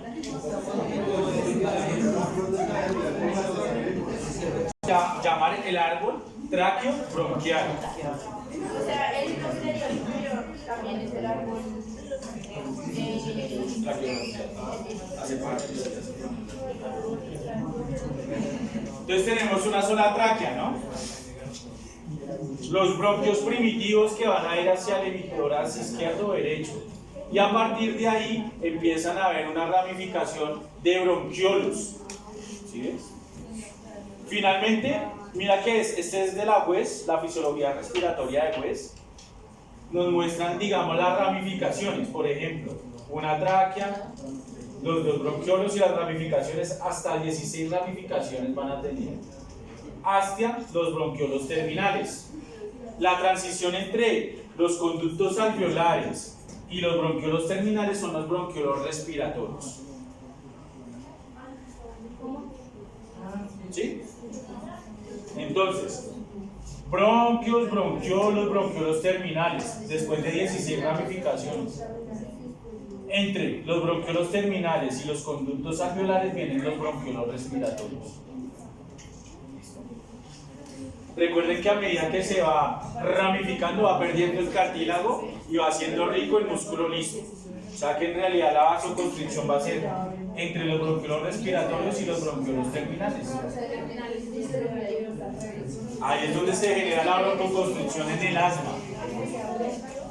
O sea que el asma es donde se afecta esto.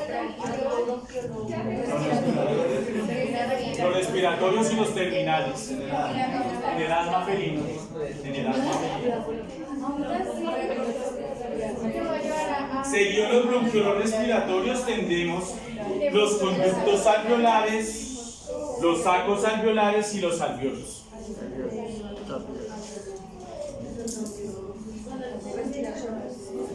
Ahí es donde denominamos el espacio muerto anatómico y el espacio muerto fisiológico.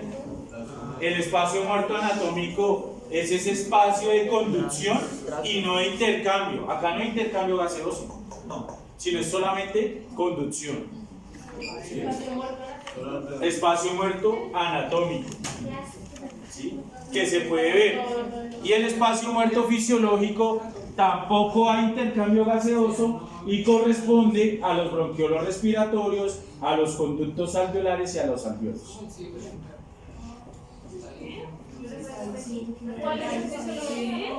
El fisiológico, bronquiolos respiratorios, conductos alveolares y sacos alveolares. Tampoco hay intercambio gaseoso, pero macroscópicamente no lo podemos ver. Bronquiolos respiratorios, conductos alveolares y sacos alveolares. Ese es el espacio muerto fisiológico. El espacio muerto instrumental. Es el mismo anatómico. Profe, ¿cómo así que no hay Anatómico. intercambio? Espacio muerto anatómico. Espacio muerto es que no hay intercambio. El espacio muerto anatómico sería entonces tráquea, bronquios principales, bronquiolos y bronquiolos terminales. No, porque esos son, como decía, la laringe vendría a ser un divertículo en el cual permite la entrada, el paso desde la faringe hacia la tráquea. Pero el espacio empieza desde la tráquea hasta los bronquiolos terminales.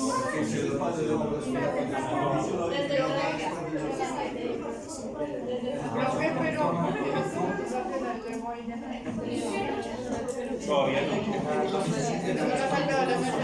Sí, pero son conductos para llevar el aire hacia los alveolos. Dentro de estos sacos alveolares están los alveolos. Entonces se llama un saco porque es una bolsa que contiene varios alveolos.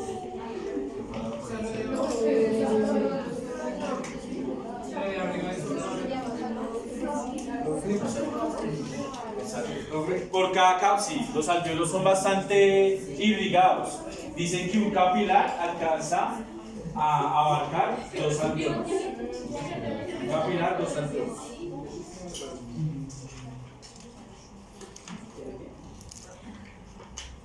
¿Hasta ahí alguna pregunta?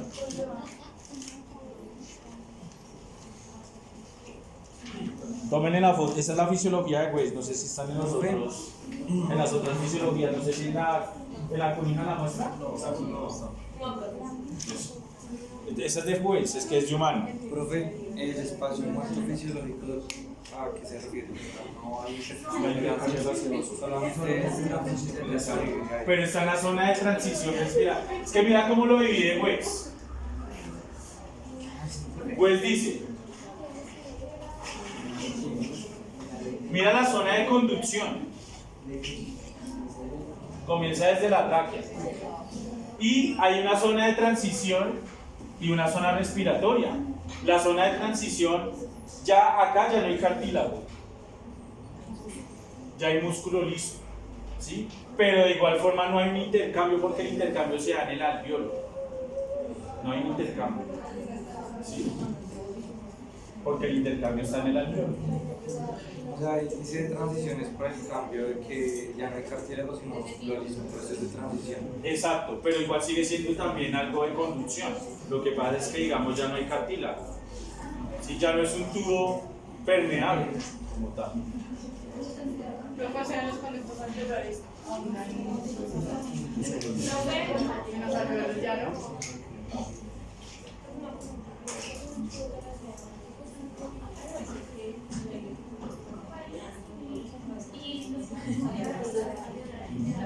Sigue siendo fisiológico.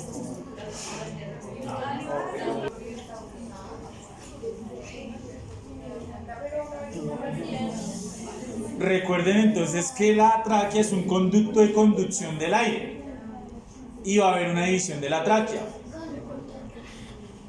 Esa tráquea se divide después en 2 bronquios principales. Recuérdense el último anillo de la tráquea es la carina y ahí se bifurca en los 2 bronquios principales o primitivos.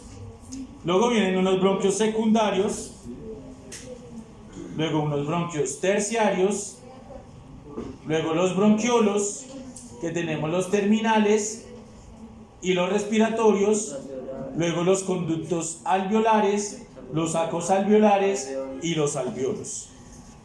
Esa es como la secuencia que sigue el aire hasta llegar al alvéolo.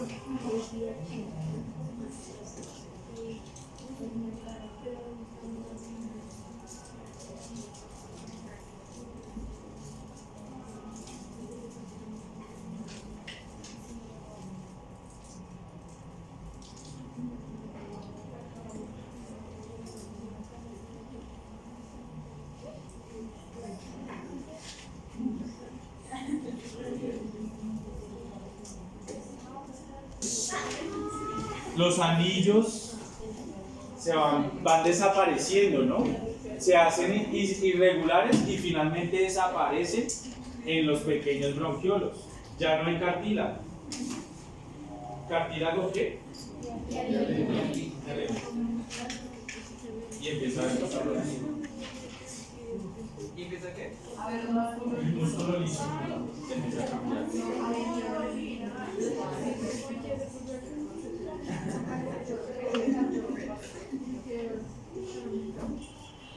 ¿Por qué están conformados los conductos y sacos alveolares y alveolos? Por epitelio escamoso simple, ya cambia el epitelio, los histólogos, y va a tener las células que son los neumocitos tipo 1, que son el intercambio gaseoso, y los neumocitos tipo 2. Los neumocitos tipo 2 son los que producen el líquido surfactante y son los macrófagos alveolares.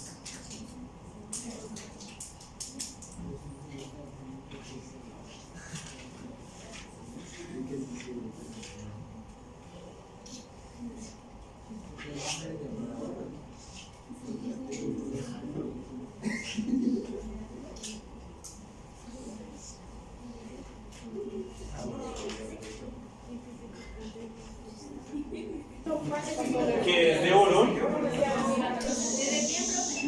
Walter Borón, la fisiología médica de Walter Borón. Y ya habla de las vías aéreas, ¿no? Como en realidad las vías aéreas van perdiendo entonces el cartílago y finalmente quedan en músculo liso. Sí, muy importante para cuando se generan los casos de broncoconstricción, como por ejemplo en el asma. Y los alveolos, los sacos alveolares son cómo se contienen o cómo son contenidos en los alveolos, cómo son contenidos en esos sacos alveolares, ¿no? Entonces son un grupo de alveolos que finalmente permiten el intercambio gaseoso, como unas ramificaciones, como unas raíces.